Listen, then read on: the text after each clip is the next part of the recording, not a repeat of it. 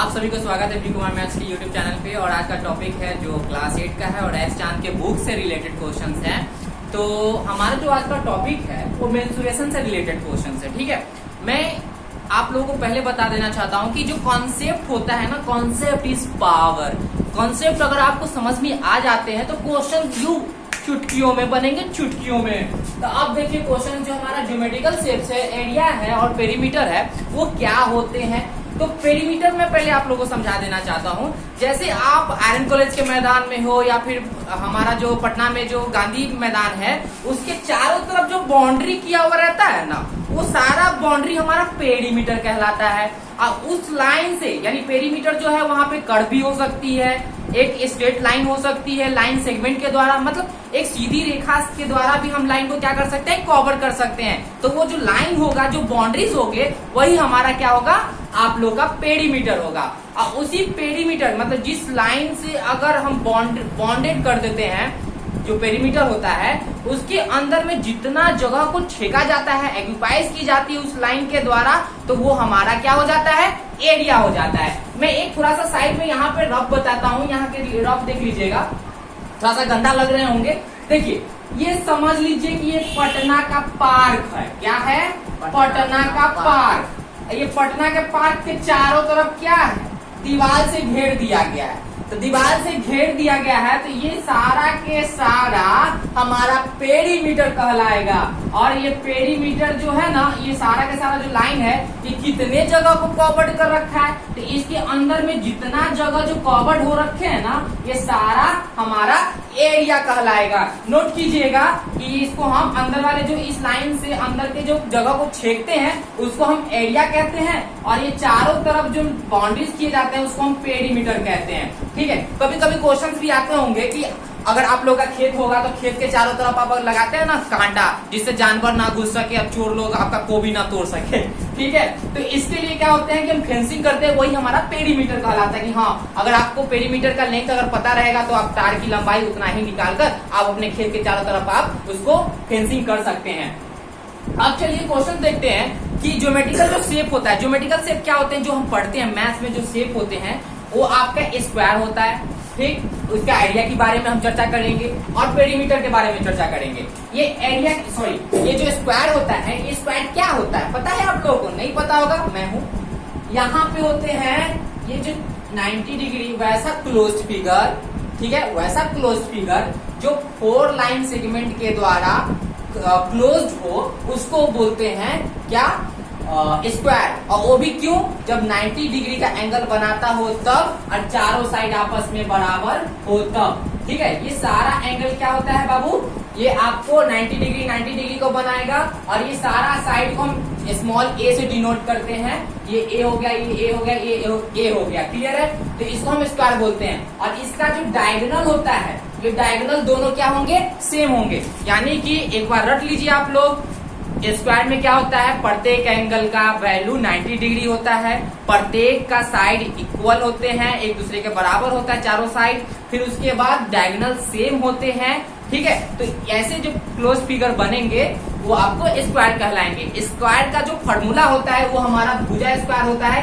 ए का जो वैल्यू है यहाँ पे, ए हम यहाँ पे क्या लिखे हैं, साइड लिखे हैं, तो ए लिख दीजिए यहाँ पे, चूंकि एड क्या है, ए क्या है, यहाँ पे साइड है किसका, स्क्वायर का। तो ए इंटू ए करेंगे तो हमारा एरिया निकल जाएगा। मैं इसका क्वेश्चन से रिलेटेड क्वेश्चन भी नेक्स्ट बताऊंगा, हमारे वीडियो में बने रहे आप लोग। और इसका पेरीमीटर देखिए क्या है कि ये चारों साइड ए है, ए है, ए है, ए है। तो हमने क्या बोला, चारों साइड का लंबाई अगर निकाल लेते हैं वही हमारा पेरीमीटर होता है। तो यहाँ देखिए तो 1 ए, 2 गो ए, 3 गो ए, 4 गो ए, यानी 4 ए हो गया।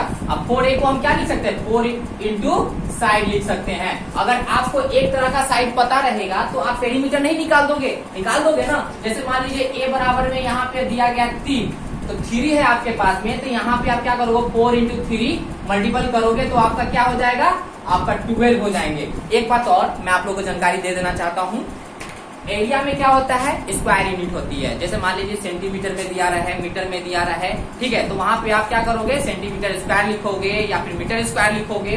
अगर पेरीमीटर में दिया रहे तो वहां पे सीधा सा यूनिट होता है, यानी सेंटीमीटर दिया रहा है तो उसका लेंथ का कोई स्क्वायर वगैरह नहीं होते हैं, तो ये तो लेंथ निकालते हैं पेरीमीटर का।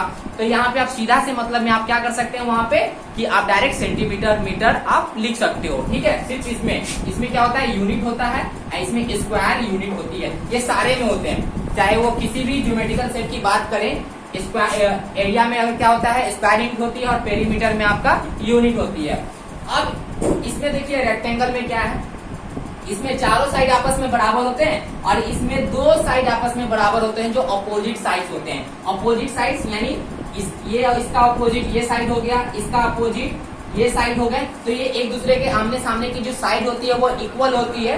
इक्वल हो जाने के कारण क्या होता है, प्रत्येक का 90 डिग्री का एंगल बनाएगा ये, ठीक है। और इसका जो डायगोनल होगा वो भी सेम होगा। तो इसका मतलब आप समझ रहे हैं, आमने सामने की जो साइड होते हैं वो इक्वल होते हैं, प्रत्येक का एंगल 90 डिग्री होता है। और इसमें डायगोनल भी क्या होता है, ये जो डायगोनल जिसको कहेंगे, जिसको आप हिंदी वाले जो आप विकर्ण बोलते होंगे, वो विकर्ण भी क्या होते हैं, सेम होते हैं। और ये जो सबसे बड़ा जो लंबाई होता है ना, यानी ये कोई जरूरी नहीं है कि इस टाइप का भी आपका फिगर दे सकता है, ये भी हमारा रेक्टेंगल ही कहलाएगा, ठीक है। थोड़ा सा फिगर गड़बड़ बन गए। यहाँ पे देखिए ये सोया हुआ है, तो इसका मतलब ये नहीं कि ये लेंथ हो जाएगा, ये ब्रेड्थ ही होगा, हमारा लेंथ ही होगा। क्यों? क्योंकि जो सबसे बड़ा जो साइड होता है वो हमारा लेंथ कहलाता है, उससे छोटा वाला जो साइड होता है हमारा ब्रेड्थ कहलाता है। तो ये जो हमारा हो गया सबसे बड़ा वाला साइड ये है, तो इसको हम एल बोलेंगे। L where belongs to length and also it is a B and B can say also breadth, ठीक है। तो ये हमारा एल हो गया, बी हो गया रेक्टेंगल का, और ये हमारा डायगोनल कहलाते हैं। तो इसका फॉर्मूला एरिया का क्या होता है, एल इंटू बी। आपको जब भी एरिया निकालने का क्वेश्चन रहेगा तो आपको क्लू दिए रहेंगे। क्लू मीन्स क्या, आपको एल दिया रहेगा, नहीं तो बी दिया, दोनों दिया रहेगा, और नहीं तो एल दिया रहेगा और डायगोनल दिए रहेंगे। तो उस कंडीशंस में आप हाइपोटेनस का फॉर्मूला यूज करके आप सॉल्व कर सकते हैं, एरिया को निकाल सकते हैं, ठीक है। ये हो गए। अब एक बात और जानिए, पेरीमीटर में क्या होता है। पेरीमीटर में होता है क्या है कि हमने बताया चारों साइड आपस में क्या होंगे, चारों साइड की जो लंबाई निकालेंगे वो ही हमारा क्या होगा, पेरीमीटर होगा। अब इसकी लंबाई देखिए यहाँ पे एल ये है, तो ये भी तो आमने सामने बराबर है ना, तो ये भी एल कहलाएगा, ये भी है तो ये भी बी कहलाएगा। इसका मतलब B plus L plus B plus L, यहाँ पे आप लिख सकते हो B plus L plus B plus L. अब यहाँ पे 2b है तो 2b हो जाएगा, ठीक है, और प्लस में 2l हो जाएंगे, 2 कॉमन ले लेंगे तो 2b प्लस में l बोलिए, चाहे l प्लस में b बोलिए, यानी 5 प्लस 2 बोलो तो 7 ही आएगा, ठीक है, और 2 प्लस 5 बोलो तो 7 ही आएगा उस कंडीशन में। कोई फर्क नहीं पड़ते हैं एडिशन वाले क्वेश्चंस में, क्यूरीज में। तो इस तरीके से हमारा पेरीमीटर निकल जाएगा। अब मेन टॉपिक जो हमारा है वो मेन टॉपिक क्या है, हम पैरेललोग्राम की बात करेंगे। पैरेललोग्राम से आप लोग डर गए होंगे कि अरे भाई इसका आइडिया कैसे निकलेंगे, तो बहुत सिंपल सा क्वेश्चन है। जो पैरेललोग्राम होता है ना, उसका आमने सामने वाला जो साइड होता है वो आपस में क्या होते हैं, इक्वल होते हैं, और इसका जो अपोजिट साइड से वो भी इक्वल होता है। लेकिन जो इसका डायगोनल होता है वो आपका डिफरेंट होता है, यानी it is not equal each other. Clear है? आमने सामने का जो साइड होगा वो बराबर होंगे, बाकी सारा डिफरेंट होगा। इसमें का एंगल क्या होता है, ये जो अपोजिट एंगल होते हैं, जैसे इसका अगर वैल्यू अगर आपके पास में 60 दिया हुआ है तो अपोजिट जो एंगल होते हैं वो भी 60 होगा। अगर ये आपके पास में 120 है या वो 110 है तो आपको यहाँ भी क्या होगा, 110 होंगे। एक बात और हम आप लोग को जानकारी दे देना चाहते हैं कि जितने भी क्वाड्रिलेटरल है, आपको चाहे पैरेललोग्राम हो, रोम्बस हो या फिर रेक्टेंगल हो, स्क्वायर हो, सारे जितने भी प्रकार के क्वाड्रिलेटरल का मतलब क्वाड्रिलेटरल यानी 4 साइड से बंद फिगर को हम क्वाड्रिलेटरल कहते हैं। तो 4 साइड से सारा बंद फिगर है, तो वैसे फिगर का जो एंगल्स का सम ऑफ जो टोटल एंगल्स का जो वैल्यू होता है वो हमारा 360 डिग्री होते हैं। क्लियर है? अगर मान लो कि इसका अगर आपके पास में दिया हुआ है 60,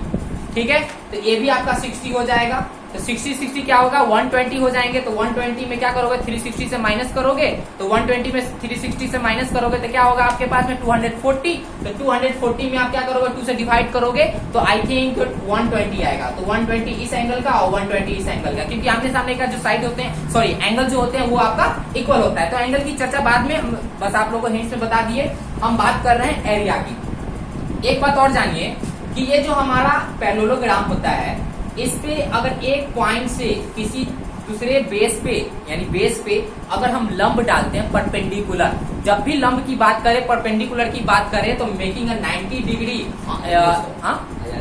ठीक है ना, on the base of side, ठीक ना, बेस साइड पे।